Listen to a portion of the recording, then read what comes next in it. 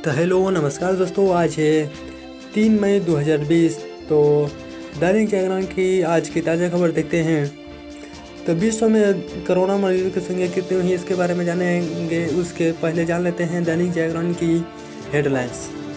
तो हेडलाइंस में पहले दैनिक जागरण ने बताया है कि घरेलू कामगार प्लम्बर इलेक्ट्रीशियन को काम करने की छूट। आइए दूसरे जानते हैं, दूसरे राहत पैकेज की तैयारी तेजी। और अगली हेडलाइन की ओर चलते हैं कि 3 राज्यों ने की श्रमिक से अपील, रुक जाइए घर ना लौटे। और जम्मू कश्मीर से एक और बड़ी खबर आ रही है कि हंदवाड़ा में आतंकियों के साथ 24 घंटे से मुठभेड़। और आपको बता दें कि जस्टिन अजय त्रिपाठी की कोरोना संक्रमण से मौत। तो आइए चर्चा करते हैं कि विश्व में कोरोना मरीजों की संख्या 34,40,658 हो चुकी है। तो आपको बता दें कि कल 33 लाख थी और आज ये बढ़कर 34,40,658 हो गई है, जिसमें 2,42,112 लोगों की मौत हो गई है और 10,97,652 लोग स्वस्थ हुए। वहीं बात करें अमेरिका की डाटा को, तो अमेरिका में कोरोना मरीजों की संख्या 11,37,494 हो गई है और इसमें 66,271 लोगों की मौत हो गई है और 1,62,100 लोग स्वस्थ हुए। वहीं स्पेन की बात करें तो इसमें 2,45,567 लोग कोरोना से प्रभावित थे, जिसमें 25,100 लोगों की मौत हो गई है और 1,46,233 लोग स्वस्थ हुए हैं। तो आइए देखते हैं कि भारत में क्या स्थिति है कोरोना मरीजों की संख्या। तो देखिए, भारत में भी बढ़कर 39,579 लोग कोरोना से संक्रमित हो गए हैं, जिसमें 1,310 लोगों की मौत हो गई है और 10,018 लोग स्वस्थ हुए। तो आइए देखते हैं घरेलू कामगार प्लम्बर इलेक्ट्रीशियन को काम करने की छूट। तो आपको बता दें कि लॉकडाउन 3 में ये तो सरकार की तरफ से कई राहत दे दी गई है। आपको बता दें कि लॉकडाउन 3 में धीरे धीरे काम को कुछ वर्ग को चालू किया जा रहा है। इसके बाद से लॉकडाउन 4 में धीरे धीरे काम को चालू किया जाएगा ना। तो आपको बता दें कि लॉकडाउन 3 में ये तो सरकार की तरफ से कई राहत दे दी गई, लेकिन बहुत कुछ स्थानीय प्रशासन और RW पर निर्भर करेगा। यह चाहे तो कंटेनमेंट एरिया और बफर जोन को छोड़कर रेड जोन में भी घरेलू कामगार प्लम्बर इलेक्ट्रीशियन को काम करने की छूट मिल सकती है और न चाहे तो इसे रोक भी सकती है। उसी तरह स्थानीय प्रशासन तय करेगा कि रेड जोन में कितने बड़े क्षेत्र को कंटेनमेंट और बफर जोन माने और कितने में छूट दे। इसके बाहर के इलाके में परिवहन से लेकर शराब, सिगरेट की दुकानें तक खुली होगी। आपको बता दें कि सरकार और निजी दफ्तर खोलने की भी इजाज़त दे दी गई है।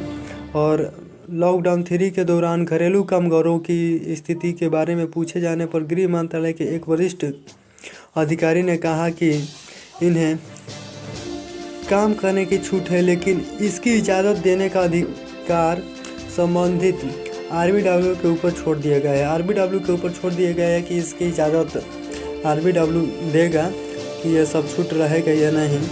तो आपको बता दें कि RBW ही तय करेगा कि किसी बाहरी व्यक्ति को सोसाइटी या मोहल्ले में आने की अनुमति दी जाए या नहीं।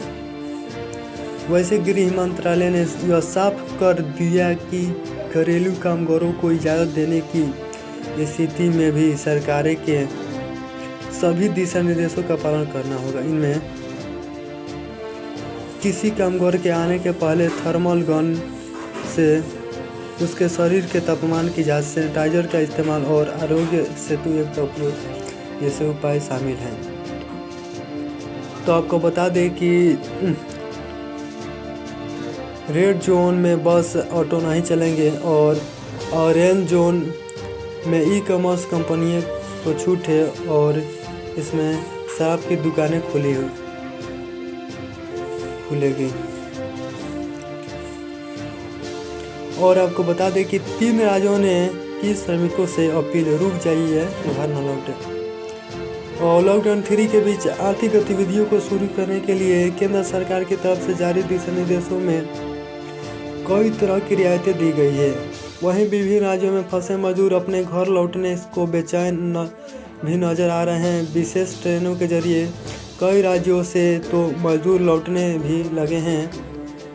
निकट भविष्य में आर्थिक गतिविधियां शुरू होने पर श्रमिक संकट की आशंका में हरियाणा, कर्नाटक और तेलंगाना की सरकारें ने मजदूरों से रुक जाने की अपील की है। हरियाणा और कर्नाटक और तेलंगाना की सरकारें ने मजदूरों से रुक जाने की अपील की है।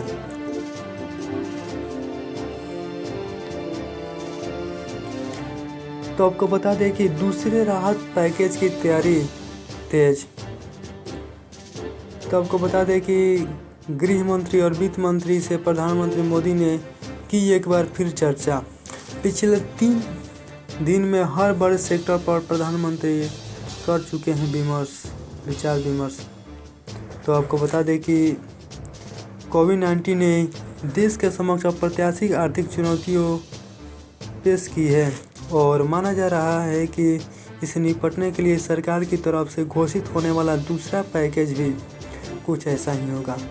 शनिवार को प्रधानमंत्री नरेंद्र मोदी की गृह मंत्री अमित शाह, वित्त मंत्री निर्मला सीतारमण के साथ मौजूदा महामारी से पूरी तरह से प्रभावित आर्थिक क्षेत्रों की दशा पर हुए विमर्श से कुछ ऐसा ही संकेत मिला। घरेलू मांग को लेकर उपजाई चिंताओं का होगा निवारण।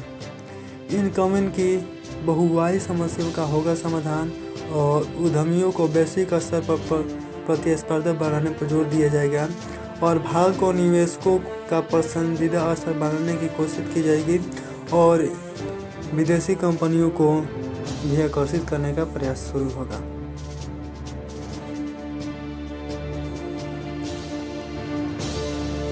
तो आपको बता दें कि हंदवाड़ा में आतंकियों के साथ 24 घंटे से मुठभेड़।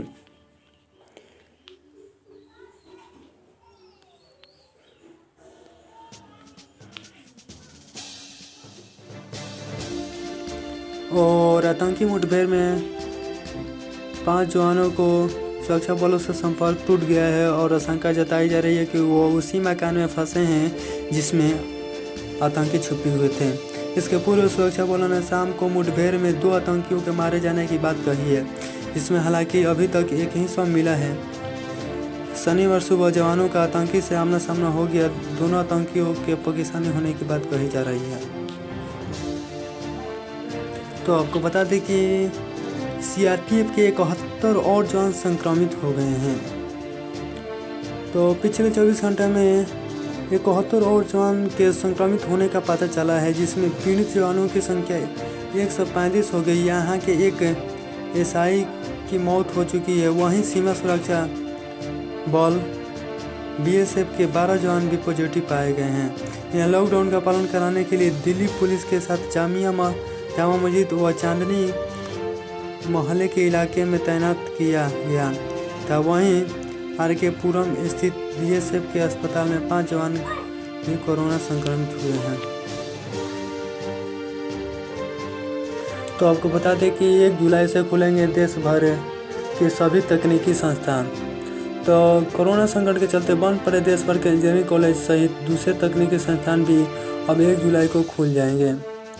हालांकि इस दौरान संस्थाएं को पहले परीक्षा कराने के लिए कहा गया है, लेकिन जिन संस्थानों में परीक्षाएं हो चुकी है वहां पढ़ाई भी शुरू हो जाएगी। इसके साथ ही तकनीकी संस्थानों से छात्रों से प्रवेश के लिए किसी तरह का एडवांस फीस न वसूलने के भी निर्देश दिए गए हैं।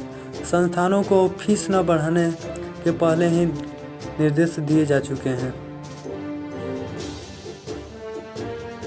तो आपको बता दें कि महामारी पर कांग्रेस के पास कोई सुझाव नहीं, भाजपा ने कहा है। अगली खबर आ रही है कि रेड व ऑरेंज जोन में अर्जेंट मामलों वीडियो कॉन्फ्रेंस से सुनेगा कैंट। अगली खबर देखते हैं। एफएससी को गांधीनगर ले जाने और मुंबई में शुरू हुई राजनीति।